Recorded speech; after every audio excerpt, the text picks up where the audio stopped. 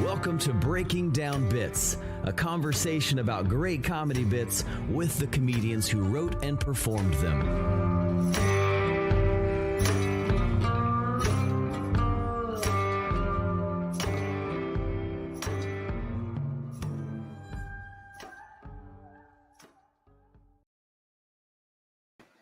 Welcome to Breaking Down Bits. I'm Brian Gendron. What's up? I'm Drew Jordan, and I feel like we've been on a tear recently with some great conversations about comedy with some great comics recently, and thankfully we get to continue to do that today with kind of a legend, someone who's been very fun to work with briefly in the past for us here in Houston, and also really fun to watch on podcasts and on TV and stuff in the past as well. So we have an exciting one for you today. Absolutely. And we just came off the heels of a great discussion with comedian Matt Rife. Of course, you can get that episode on breakingdownbits.com and anywhere you get your podcast, and of course, YouTube. What's your callback from our discussion with Matt Rife? Okay, Matt Rife, my thing was, it's a really small piece of what we talked about, but because we always we get in the conversations, talk about how you got to where you are in comedy. And I think he pointed out one thing that's super important, and it's not just how you get in comedy, but also just everything in comedy. There's no blueprint, he said. There's no blueprint to how you do this. And I think that's just a good reminder, because the way that one person is successful is not the way someone else is going to be successful. The way one person runs their business, the way one person tells their jokes, writes their jokes. Like, there's no blueprint on how you can do this. If you can find your own way, you can find your own audience. And I think that's one of the exciting things about comedy, is that you can pave your own path. If you can make it work, you can do it. Yeah, and I think, that was our 48th, I think, interview that we've done on this podcast, and nobody does it the same way, right? So that's right. Certainly testament to that. The one thing that really stood out to me with Matt, and if you've been listening to the show since the beginning, you've kind of watched Drew and I grow up as comedians. We've been doing it for almost 2 years, and here we are doing headlining sets. And so we're able to talk about different types of things. And we talked about pacing a headlining set. And I thought he had a lot of great feedback as far as how you break it up, how you design your set list to make sure that you get through some of those dips and maybe the check spots and things that come up when you're headlining. And so I thought that was really helpful and something worth going back to listen to if you're doing or about to do headlining gigs. Yeah, and one thing that was going to be my callback, but I didn't want to step on yours. One specific thing you mentioned, we were chatting about this. When you're doing a longer set, you can get too comfortable in the middle. And he talked about how he was telling a story one time, and he sits down, and it changed his delivery in a way that when he tried it again and stood up, his energy was different. So sometimes in a longer set, just your posture, your energy, if you get too comfortable, it can change the way you deliver the jokes and change the way the audience responds. Yeah, and honestly, that doesn't just apply to headlining sets. That applies to any set. Stage energy. Be mindful of it, and maybe what you're going for. Maybe it is sit down so you can pick them back up and really hit that hard punchline. But be mindful of your stage presence and energy. So check that episode out, breakingdownbits.com. You can also follow us, tag us on social media at Breaking Down Bits. If you have any questions for us, any guest requests, those types of things, certainly hit us up in the DMs. We're gonna get Chris Rock and Will Smith to work it out next week, hopefully. So be looking for that one.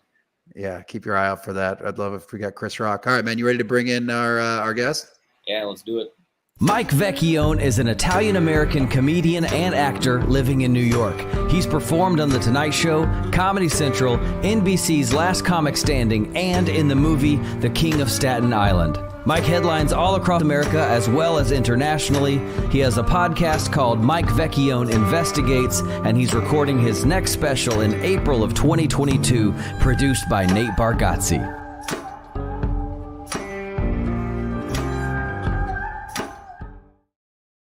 Mike Vecchione, how are you, man? Thanks, guys. That was very nice. Yeah, thanks so much.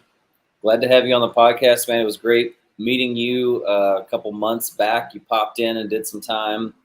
Yeah, it was fun. Your club is great. Thanks so much, man. It was just fun to get to meet you. I think I first saw you on I guess now it's the podcast is Mike Vecchione Investigates, but previously was it Bad Cop, Bad Cop? It was no disrespect, and Bad Cop, Bad Cop was a segment we did, with all the comics. The Bad Cop thing, I think, was the very first thing I ever saw from you, and I thought it was so hilarious. That was my first thing, and I've loved everything you put out. So hey, just an honor to get to chat with you today. Thanks, Drew. Thanks, Brian. Cool. So the first thing we'll do, Mike, is get a little bit of understanding of your career, man. How'd you get started into this whole stand-up gig? I was in Philadelphia. I was living with a girl. We were engaged. We broke up, and then I was teaching at the time and in school for my master's, and I just started hitting open mics. Really, is when it's started hitting open mics. October of 2000. I took a comedy class before that, but I didn't. I just took the class and I did it once, and then I was like, okay, I'll never probably do this, because I didn't have the drive to go out and pursue it. Real stand-up comedy is like at least getting up every week, like doing it like a practice. So I didn't do that, but I did take a class, but I actually started doing it once a week in October of 2000, and I started just going to open mics because I was alone. I didn't have anything going on really, so I figured, why not try this and just keep doing it. I think most people.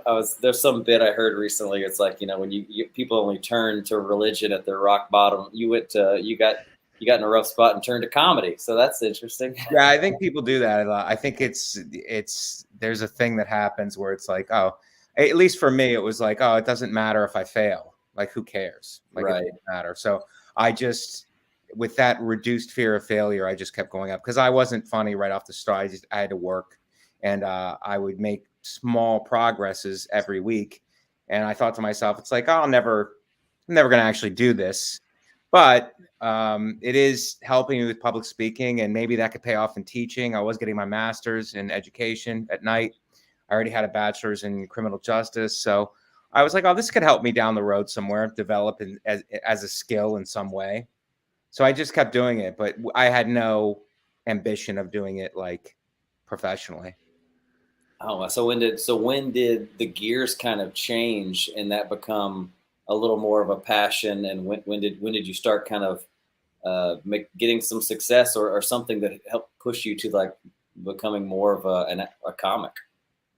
Well, I think what happens is, at least before all the social media, it was the advice I got from guys up here was, when you start being the best guy at your club, and you start being the best guy in the open mic scene, and you're hosting at your home club and featuring a little bit, it's time to leave. Don't stay there, because it's going to be harder. Like, once the whole path was to move to New York or LA. Mm-hmm. And in order to do that, you don't want to be doing comedy like 10 or 15 years, because when you come to New York or LA, you're going to get treated like a nobody anyway, because no one knows or cares about you. So it's good to get your little experience in your home club. And then as soon as you have an act, as soon as you've honed it and you've gone the farthest you can go in your home club, the path is to leave and go to New York or LA. And basically you're gonna have to start over, but it's okay, because you're only three and a half. I was only 3.5 years in. So it's like, I had a little bit of an act, but it's okay to start over. I didn't have anything anyway. So, yeah. But for somebody who comes up with like credits and years in, and then they're getting put to the bottom of the barrel, it's upsetting, So you made the jump to New York about 4 years in. I was unhappy with my job and teaching, so I decided not to. After the school year was over, I decided not to return, and so I was just kind of knocking around Philly, like it's still going to the clubs and stuff, and then a friend of mine, Joe DeRosa, who's a comic up here, very funny. He was already living up here, and he came back, and he's like, "What are you doing?" I go, "What do you mean?" He goes, "What are you doing? Just get your stuff and move. Just move." And I go, "Yeah, but I don't know. Like, could I just come up there every weekend from here?" He's like, What are you clinging to here? What are you clinging to?" And I thought about it. I'm like, I'm not clinging down. He's like, you'll figure it out. He's like, you'll figure it out. Worst case scenario, you'll be in New York and you'll have to find a day job in New York. It's like, what's the difference between finding a day job? I was living by myself in a little apartment. Like, what's the difference between doing that in Philly and doing that in New York? And it just clicked. It kind of made sense to me. I was like, what am I doing? It's like, you got to take these calculated risks in life. You know what I mean? It's like the worst case scenario, I'll bail, I'll fall out of the bottom, and I'll just have to get a job, and I'll get a job in New York, and I'll stay there for a while. Yeah. And how I didn't have a wife and kid. Like, there wasn't like, I didn't have a wife and kids. I didn't have I didn't have all these things. So the way that he simplified it for me, it was kind of like, you're having these unrealistic fears. It's like, get your stuff together, take a chance. Yeah, and you were doing it, obviously. We just talked to Matt Rife, this guy who started comedy at 15 years old, his mom driving him to a comedy club once a week, and you're doing it after you've already started your professional career as an adult. Like, how old were you when you first started comedy? 28. Okay, so still pretty young. Yeah, but not 15. No, 15. That's great. Oh my God. Yeah, I look back. You always think that, but then it's like some of those guys just burn out early, and like you know, it's like you never can tell. You know what I mean? It's like I know guys like that in other things, like in wrestling, guys who were like phenomenal and they just burnt out, and they were never great on a collegiate or international level, which you predicted. You're like, oh, this guy started so early, he's going to be phenomenal. It's like, nah, he burned out or whatever. Something Mr. Peaked in high school. Yeah. You've also been able to establish some identity too. When you're 14, you don't really know who you are, you know, but you having gone through, you know, failed relationship or broken relationship and going through school and all that stuff, you've been able to build your character a little bit. And that gives you a little head start, I think. Yeah, I think that's true. Life experience. I mean, I don't know how much it's valued now, but it definitely, it makes a difference. So you get to New York and you kind of feel that start over. What bumps along the way, once again, kind of got you to the success? What are the success points along the way that got you to where you're at now? Well, it's like, first of all, it's a super long haul, much like any other field. It's a long haul, and it's changed over the years. Mm-hmm. But the whole advice I got, and I guess it's still true today, is write, get in the clubs, and just come out every night. Be around used to be very important. Get people to it's a scene here in New York. It's every city has their scene. I'm sure Houston, other cities have their scene, and New York has its scene, and it's a tight scene. It's a tight knit scene. So it's like, immerse yourself in the scene, get to know everybody, because that's really, and I think to a large extent today, but more so back then before technology, that's how you would make connections with people. And then people would see, they go, oh, this guy's fine. I mean, and people would pull you into stuff. I mean, that's how I get work now. It's like people I just know a lot of people, and people will pull me into stuff. Oh, come do this or do this. You know, you might be right for that. Like, people, that's how, but you don't get that by being an outsider. You have to immerse yourself in the scene. So the other advice I got is, if you have to get a day job or something, get something that doesn't kill your energy. It's not an energy suck, so that you can do it, and that you could still come out at night and devote all of your energy to performing, being around, hanging out, writing, revising, just generally getting better. So that's the advice that I got. Like, you know, it's like anything else. It's like, the more you do it and the more you take an honest approach to it, the better you're going to be. I think that all those things are still true today. What was the day job that you got that was didn't drain your energy, if you recall? Well, I had a master's. I have a master's in special education when I got out of Philly, and I was looking around for jobs, and I called this this organization out of Queens that helped kids who were like 3 to 5 years old who would like tantrum and had emotional and behavioral problems. And you would work with them one-on-one, either in the school or in their home. And I had worked with classrooms full of 18-year-olds with that. So it's like, and I worked in behavioral schools. So that was like, I mean, a pleasure. It was great because they're little kids, first of all. And I didn't know if I was going to like it, but you could like, first of all, really beat them up if they were get out of line. You could really take it to them, right?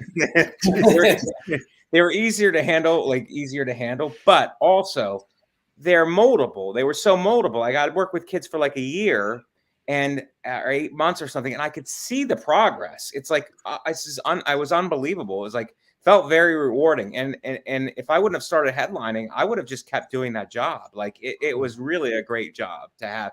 Plus, it took me all over New York. Like I lived uptown, almost in the Bronx and Washington Heights area.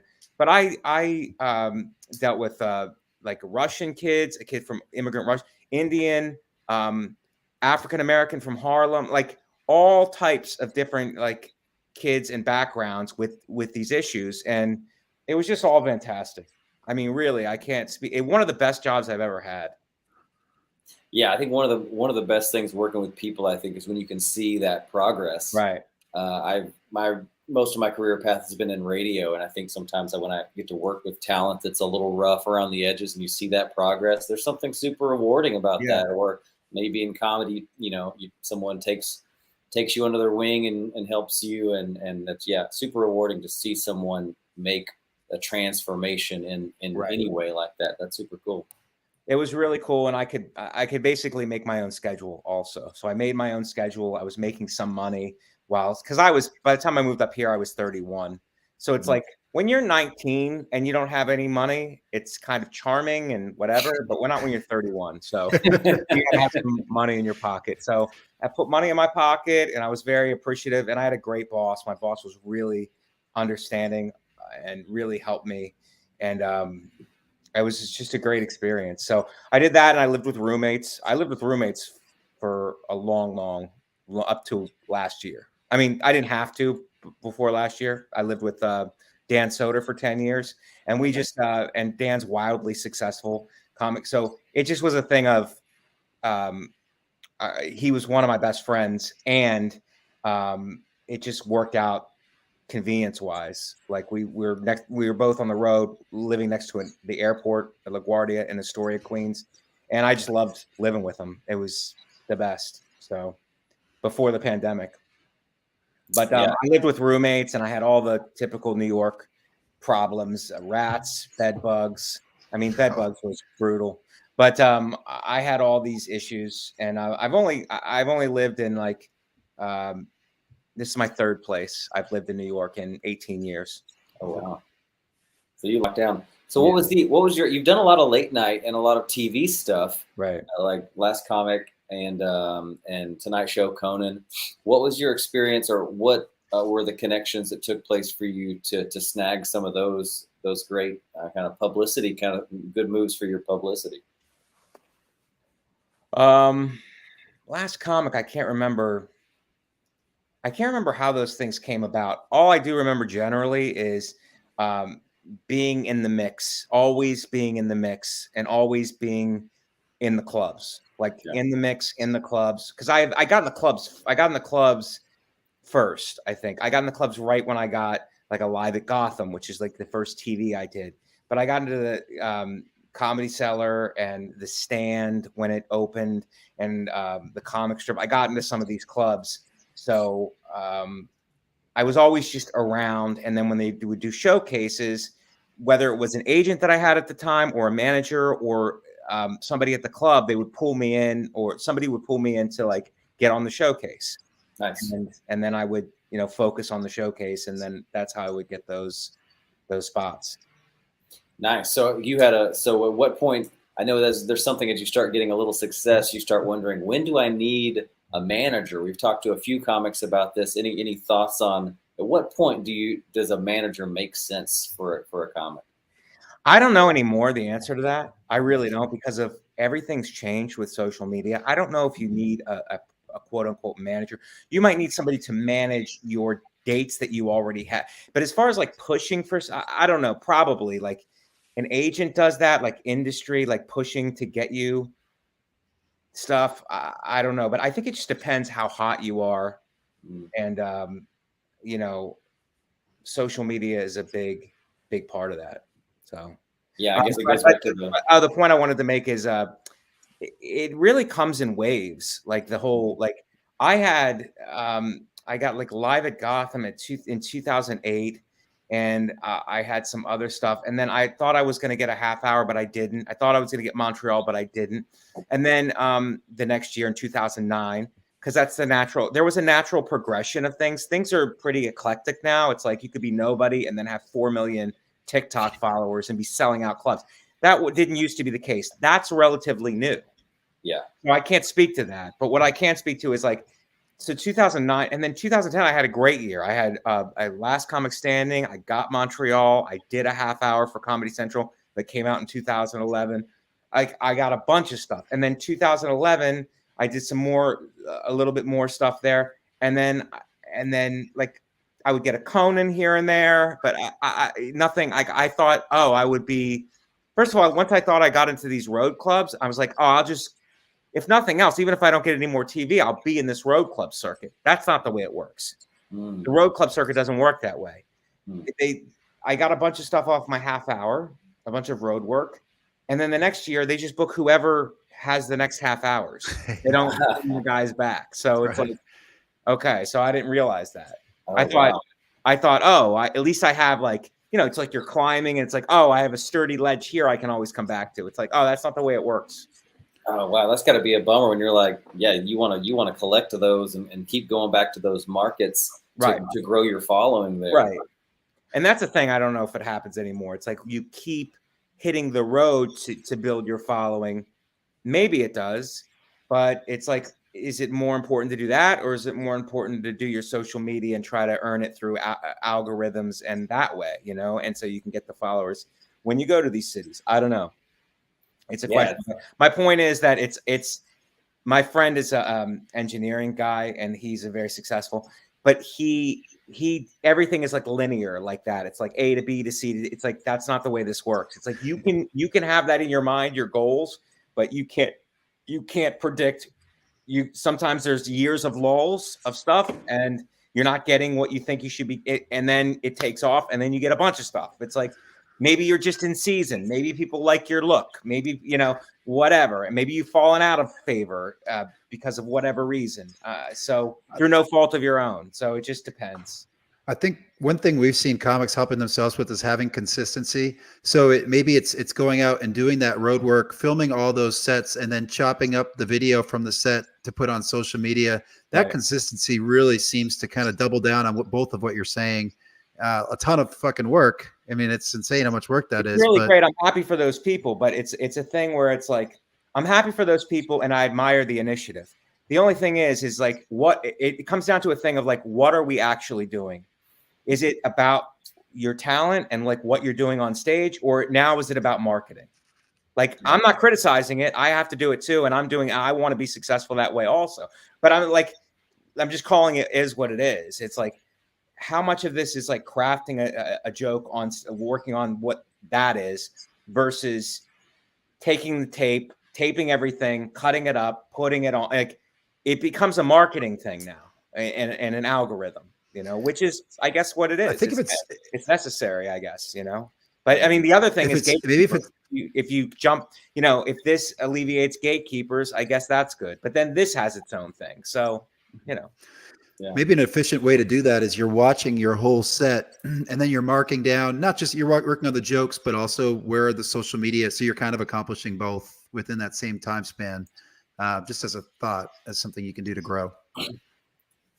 Yeah, I think this whole phenomenon felt like it kind of hit music first. I was in a band for years, and that was kind of my first entertainment kind of creative journey. And we noticed that these bands who would just record these cover songs on YouTube were selling tickets and touring with major acts, and they barely had any song. Like when the crowd would love them playing all the covers, they play one of their own songs, and you're like, ah. And here I am with the band in the garage, writing songs and putting our money together to go to the recording studio and try to pump out the stuff and just grinding. And these guys just covering songs on YouTube and getting more exposure and more success and more opportunity. You kind of go, hold on. Yeah. I'm over here doing the work. Right. What are you doing? Yeah. You look at it, you're like, what is this really about? But I guess it's, you know, and I'm not knocking those people who do that. I understand that. It's like, oh, this is they see that that's gaining success, and that takes a certain amount of drive and entrepreneurial, whatever you want to call it. Like it takes drive to do that and follow through. So, but I'm just saying that that's not the same thing as writing and developing your act. I would say that there's a lot of people, you know, on TikTok who are funny on TikTok. That if you put them in front of a live audience for 25 minutes would probably really struggle because that's not what they do. Right. And so, yeah, I think there's different skill sets. Being a stand-up and being a TikTok star, those are two different things. And some people can do both well, but they are two different acts for sure. And there's no safety net, right? In comedy. And you can just you can run it back. If you don't get that shot right, you just run it back. You can't do that on stage. Yeah, there's to me, if you want to be a stand-up, the only way to do it is to do the no safety net, fail yourself into finally being successful. Yeah, it's kind of where we started, Mike. You talked about not having that fear of failure.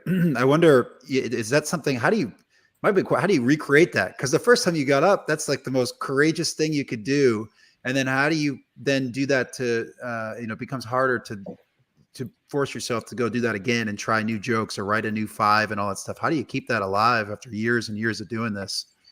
Well, there's different things too. It's like you do 5 minutes and then you get 20 minutes. And then within, you get good at doing 20 minutes, you get good at doing 25 minutes. And then you get good at doing an hour. Like and it's still like doing an hour. It's like there's ebbs and flows. You have different audiences.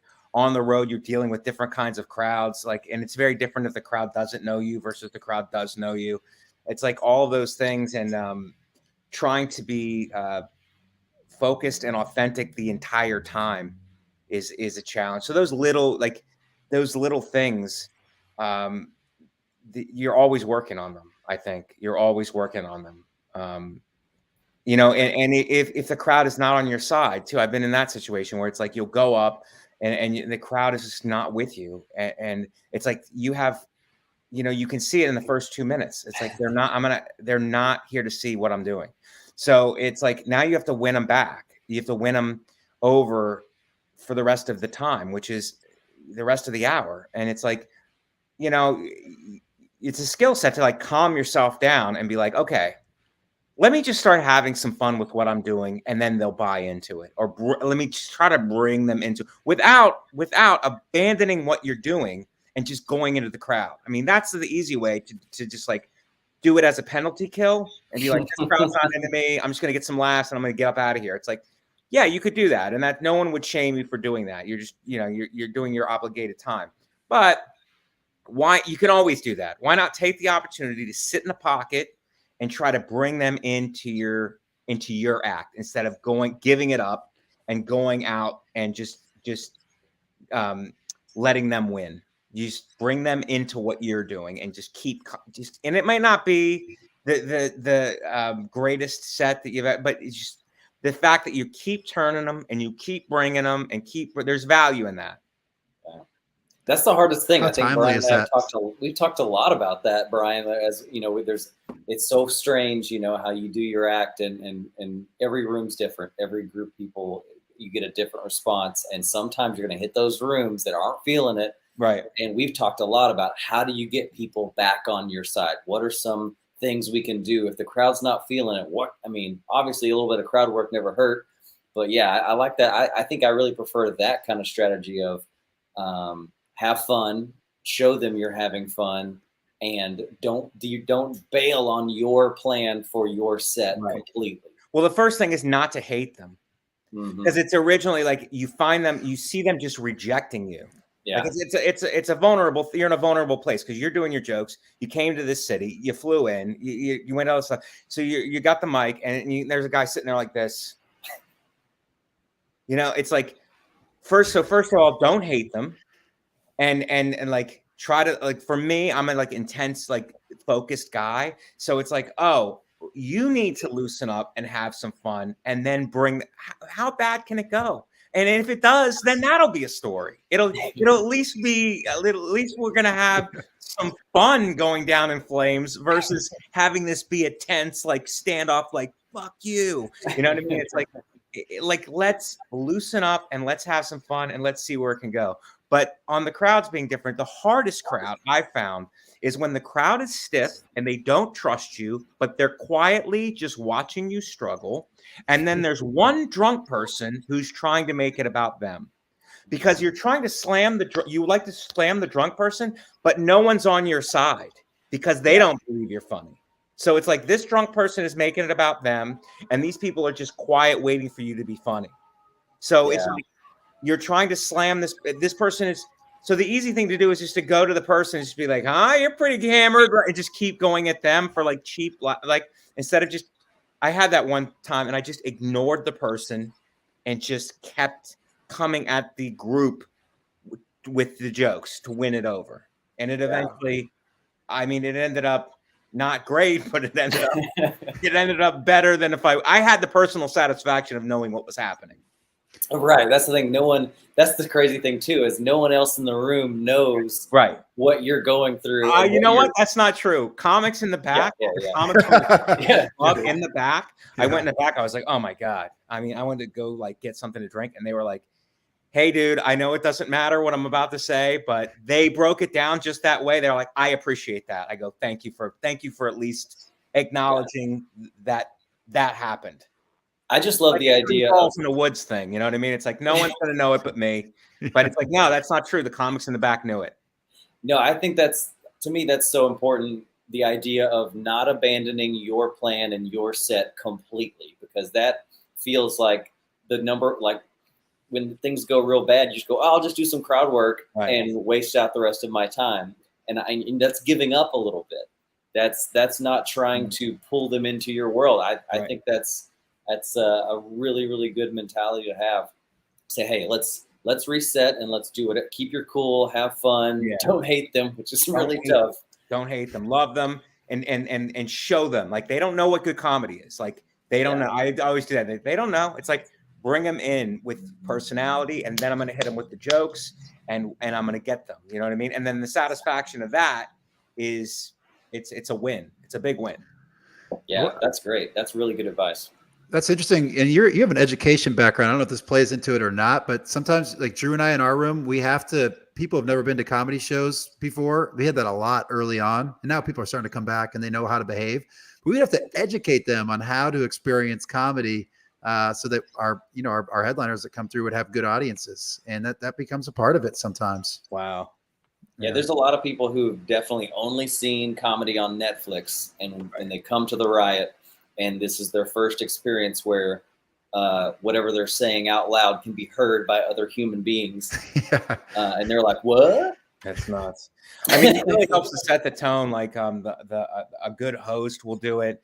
And we'll just be like, hey, there's no, or not even a good host, like the God mic person who does the God mic, the rules of the club are no, and the host comes up and re-emphasizes it. Like, look, you get thrown out. Like, we don't want to have an ugly, we want everybody to frame it positively. You know what I mean? Not like you don't want to start the show with a bunch of threats, but it's like, we're here to have a good time, but the good time is you being quiet and letting the comic, unless it's just a crowd work guy who just is going through the crowd, then it's, I guess, whatever, different rules. Yeah, for sure. Well, maybe we should get into a little bit of writing. One thing we always ask is just an open-ended question. Take it wherever you'd like. How does Mike Vecchione write comedy? I used to do it from like a place of panic, which is like I would just keep going up every night and I get tired of my jokes and be like, I'm never going to write anything new. I'm never going to write anything new. It's like, I got to get some new stuff. What the hell, man? I can't. And then I would just like get a bunch of coffee before my sets and like work new jokes before Twitter, like work new jokes and like go with a list and like go and try them.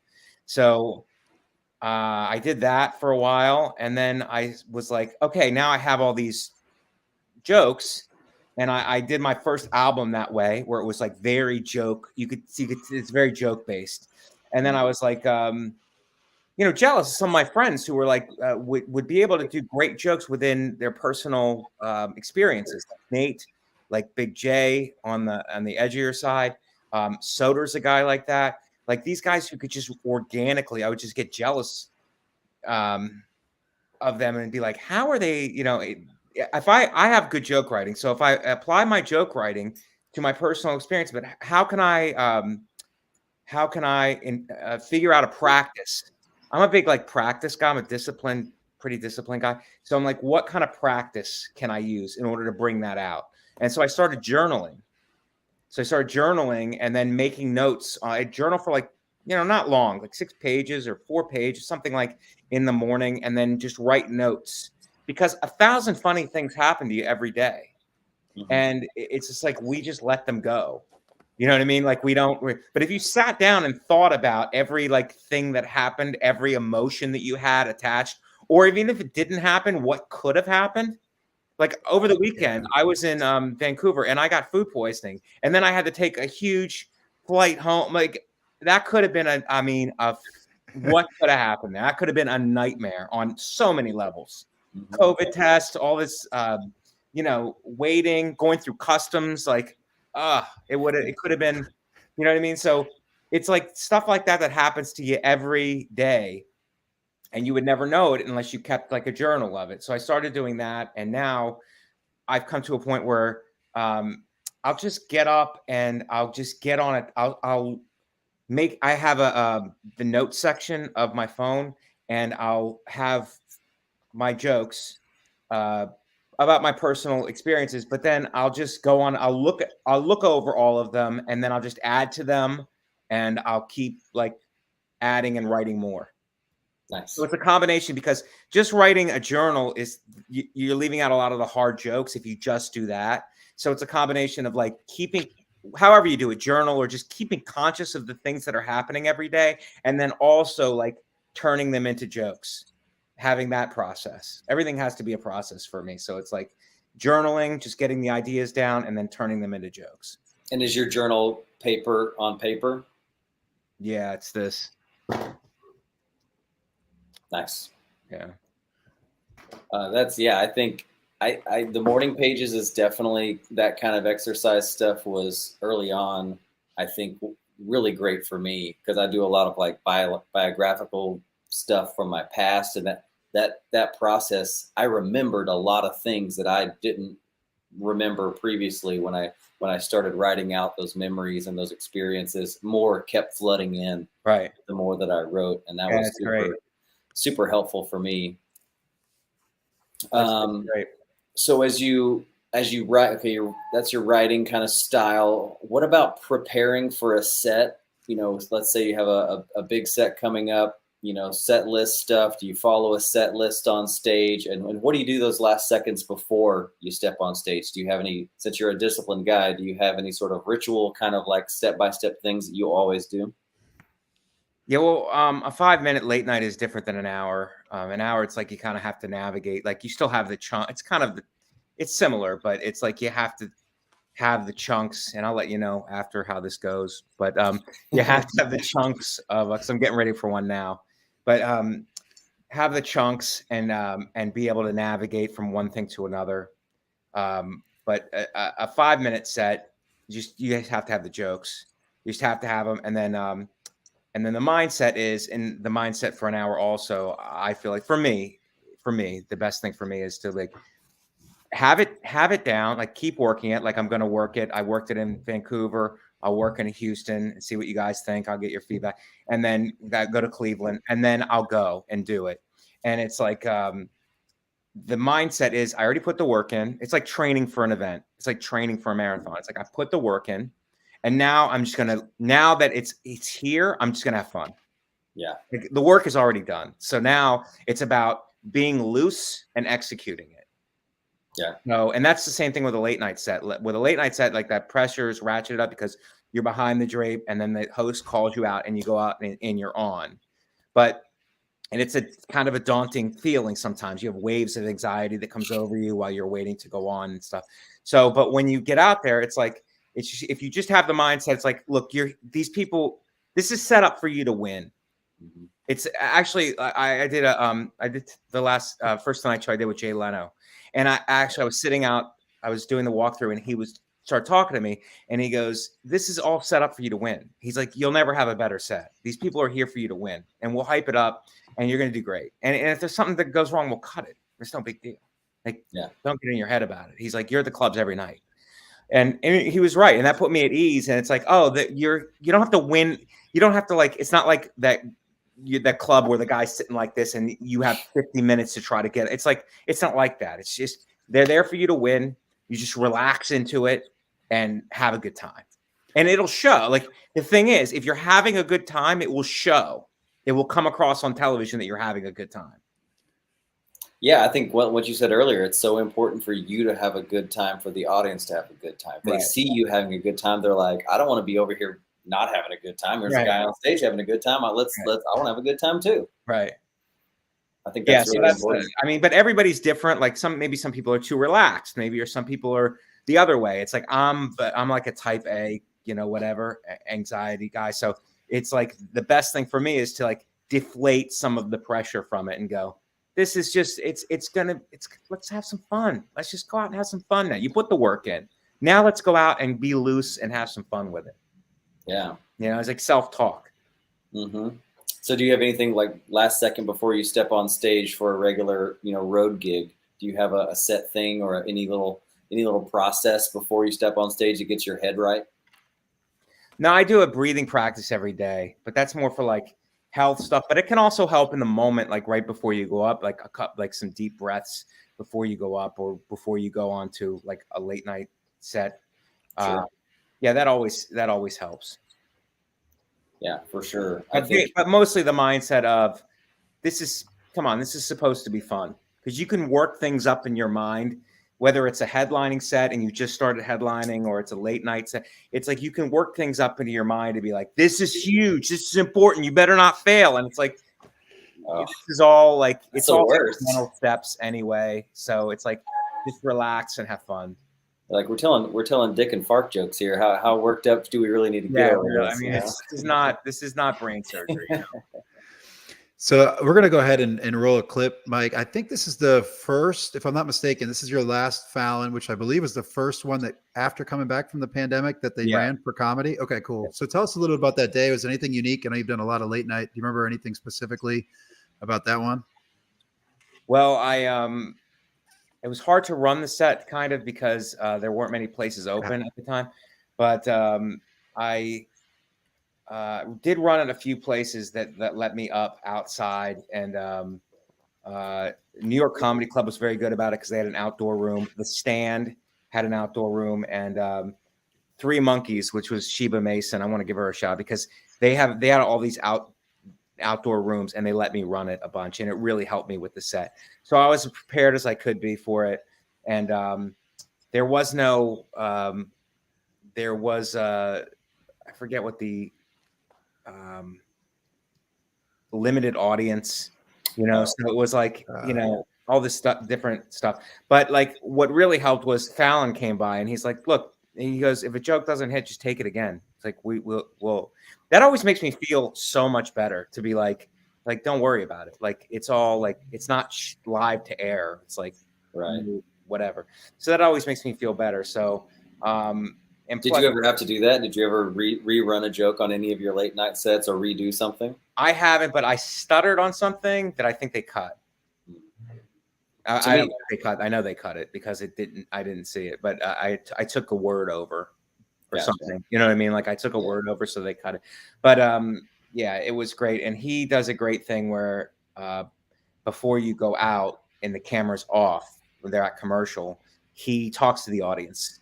And he does it's a very solid and unselfish thing, where he talks to the audience and then prepares them that a comic's going to come out, and let's be nice to him. Let's be good to him. He just, especially coming from him to the audience, it's, like, very meaningful, and it sets the table for you to have a great set.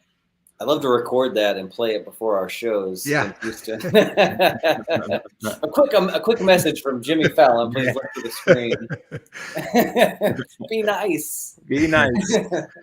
Okay, let's go ahead and roll the clip.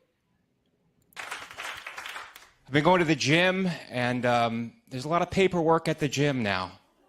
I go there, the guy gives me like 10 forms. I go, yeah, I'm not trying to purchase the gym. I'm just trying to get a workout. He goes, we're trying to determine whether you're healthy enough to be at the gym. I'm like, hey, buddy, let me save you some trouble. I'm not healthy enough to be at the gym. If I was healthy enough to be at the gym, I wouldn't be at the gym, okay? I'd be at home eating donuts. I'm trying to keep up with my mental health. I'm doing affirmations, and the affirmation I do is millionaire mindset. Every morning I sit on the couch, I close my eyes, and I repeat the phrase, I am a very powerful millionaire. I am a very powerful millionaire. Hey guys, I'm a very powerful millionaire. Girlfriend walks out, shakes me, interrupts my mindset, you know? And she goes, you left the dishes in the sink last night. Is that what we're doing? Leaving the dishes in the sink? I turn to her, I'm like, do you know who you're talking to? I am a very powerful millionaire. You can't talk to a very powerful millionaire that way. But later I found out she had been doing a billionaire mindset.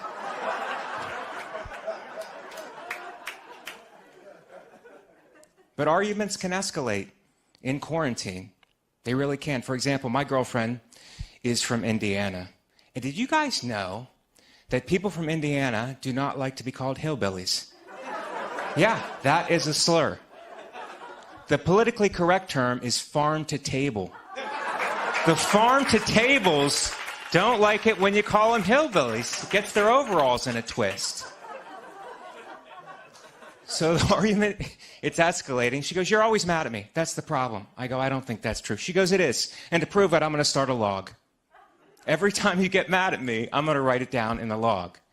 I was like, look, no disrespect, but you have a tendency to overreact sometimes. So I would like access to the log. She goes, no, you will not have access to the log. I go, well, then I'm going to start my own log.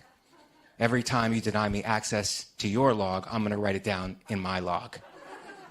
And that was the last argument we had. We don't argue anymore because it's too much paperwork. I figure if I want to do that much paperwork, I'd go to the gym.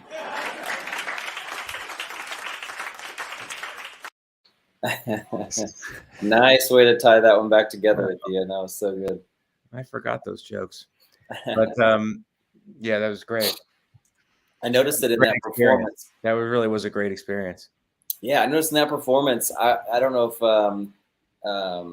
your tone has shifted since then. I feel like I see a lot more of your jokes being a little more serious, and you hold a tighter, more serious kind of approach to a lot of your jokes now. Is that something that has changed, or or do you kind of go in and out of that? Go in and out. I go in and out, but yeah, I like to hold it as especially if the crowd's getting that. I like that dry, like sarcasm type of thing. Yeah. But yeah, if the crowd doesn't get, I like to. Also, like I have to remind myself to loosen up and be more playful. And I'm conscious of it on those sets. It's like smile, be playful. You know, it's better overall. Yeah, I think you had a very playful kind of feel on that set for certain. And the billionaire mindset, that's what a nice unexpected turn to stack her up on one level above you on that one. Billionaire mindset. Nothing can beat it. 100 billion, I don't know, Bezos mindset or something. You've got this trademark dry sarcasm that I like. I also like you do the thing where you do you guys know, and you draw them in. People like to kind of, as far as a setup goes, they like to hear facts. Right. And so you draw them in and then you turn it on them, talking about how people from Indiana don't like to be called hillbillies and stuff. So those are all great techniques on setup. Thanks, man. One thing that I saw you do, and I'll not to step on the joke or share it if it's something that is newer that's going to be on your taping, but you do a really good job of uniting the crowd, especially in the joke about how everyone here looks good. The uglies. Yeah. We're all good looking. Yeah, it's a good pandemic joke. Yeah, I'm going to do that on the special, but yeah, that's a really good, it's all of us to get, because people are skeptical. They think you're being mean-spirited, but when they realize it's like, it's just us. It's just all of us together talking about all of them out there. That has stayed with me. Drew and I both saw that live when you were in Houston with Louis. I remember that. And that stuck with me ever since, because it is this idea that you want to unify the crowd, get them all on your side, all be in this together. And that's the ultimate goal. And your joke, that joke that Drew's talking about just is the shining example of that. Yeah, it's great. It's great when they're together and then they realize, because they don't really know what you're doing at first. They think that is this guy being mean?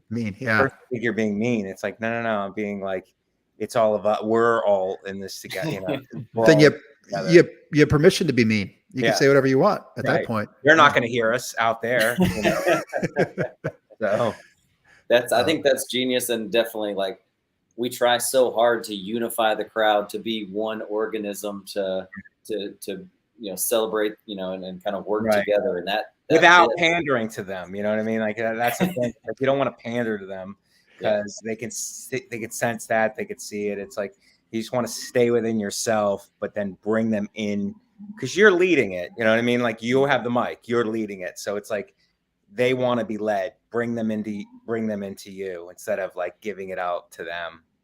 Pandering. I think that goes back to your strategy of working with a stiff room is, have fun and don't hate them and get back to your material, work it, get back to your set. Don't give up on your plan and your set for this thing, because you want to draw them in to what you're doing. Right. I love that. So we have one last segment that we do. It's a little strange, but bear with me for this quick graphic.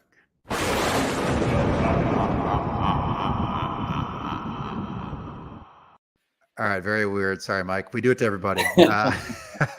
So it's called Last Laugh, and the idea is, what is the joke that you want to be remembered by? It can be yours. It could be one of your comedy heroes. Doesn't matter. What's the joke you want on your tombstone for your last laugh? I think a joke on a tombstone is number one, it's got to be short because no one wants to and it's got to. I think it's good if it applies. I don't know if somebody already has this idea or whatever, but it's got to apply to the situation that's happening at the moment. So I think it's funny if you have on your name and then your birth date, your death date, and then no loitering. Keep it moving. Keep it moving. Yeah, I'm trying to rest here. Get it out. That's great. Well, let's keep it moving, man. We really appreciate you joining us. We've got you coming to Houston. We'll get this thing to drop so that we got 4 shows coming up to work with you, and you got the album coming up, the special recording. So many cool things happening in your world. Thanks for taking the time to join us. How do people find you? Social media on the internet? At Comic Mike V on all social media platforms. So at Comic Mike V and Mike Vecchione Investigates. Anywhere you get podcasts. And also I have a new podcast called The Macaroni Rascals with my friend Greg Stone. And so those 2 podcasts and at Comic Mike V, I put as much content as I can up there. And I'm really looking forward to coming to Houston. So I'll see you guys on Friday. We're going to have a great time. All right, guys. Thanks for listening. Thanks, Mike, for joining. Bye, Brian. Bye, Drew. Thanks so much, man. Thanks, man.